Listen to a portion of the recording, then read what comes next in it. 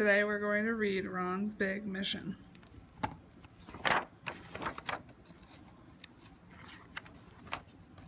You're up early this morning, Ron. What's the rush? Asked Mrs. McNair. Come and have some breakfast. I made some oatmeal. I have to go, Mama, said Ron, tying his sneakers. I have something to do this morning. You always have something to do, said his mother with a smile. Just be home by lunch, okay?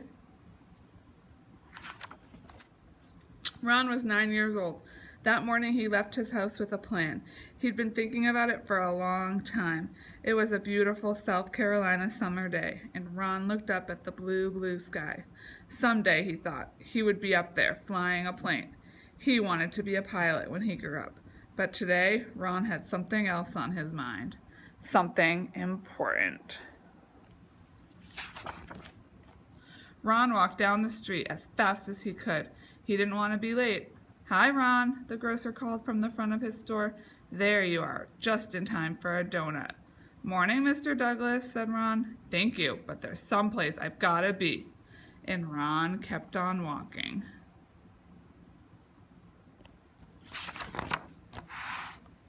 Down by the schoolyard, Ron saw his friend Carl shooting baskets. All right, you made it, called Carl. Hi, Carl, said Ron. I wish I could stay, but I've got something important to do. More important than basketball on summer vacation, said Carl. Are you kidding? Ron laughed. He loved to play basketball, but not today. Today was too important. Ron kept on walking.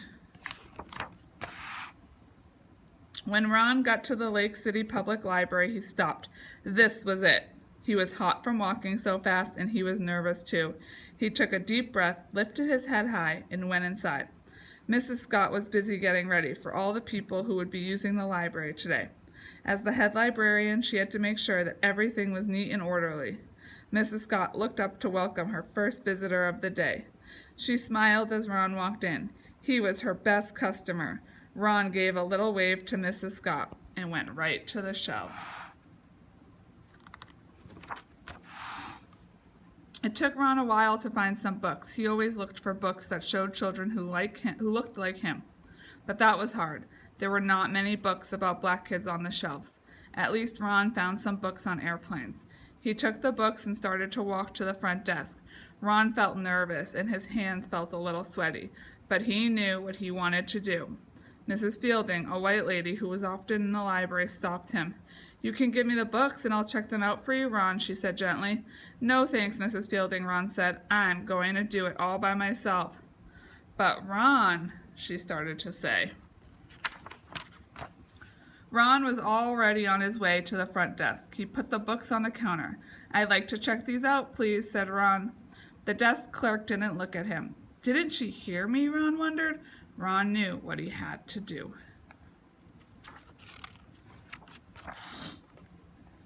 He jumped up on the counter. He wanted the desk clerk to know he was serious.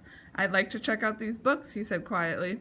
At first, the desk clerk and Mrs. Scott just looked at each other.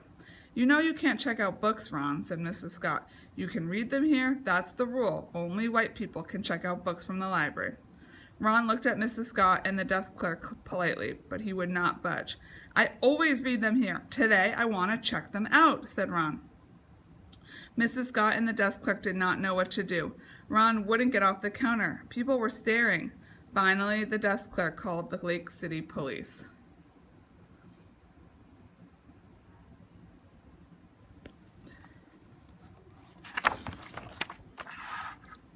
Two policemen came right over. Let someone check out the books for you, son, said one of the policemen. You know the rules. But Ron just shook his head. He would not budge. Now Mrs. Scott called Ron's mother, Mrs. McNair, came to the library very quickly. I know how you feel, baby, she said, but you have to follow the rules. I can't, Mama, Ron told her. It's wrong. The rules are not fair. Why can't I check out books like everyone else? No one said anything. Not the desk clerk, not Mrs. Scott, not the policeman, not even Ron's mother. Mrs. Scott looked at Ron. She thought of all the times that Ron came into the library and all the times he sat at the tables for hours looking over so many books. He was her best customer, and she knew what she had to do. Mrs. Scott walked back into her office and started writing. Ron wondered what she was doing. Mrs. Scott returned and handed Ron a library card, his library card.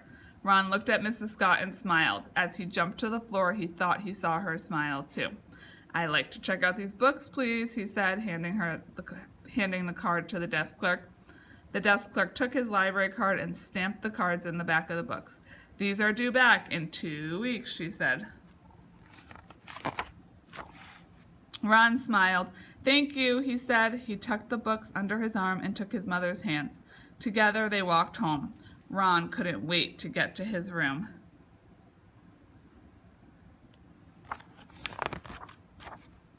And open to page 1.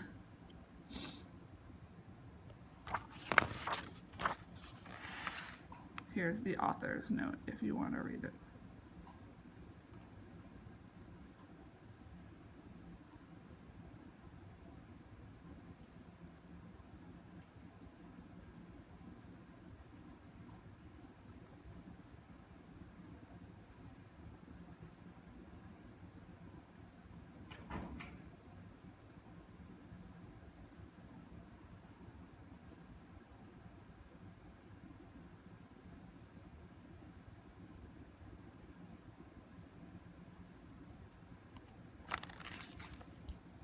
The end.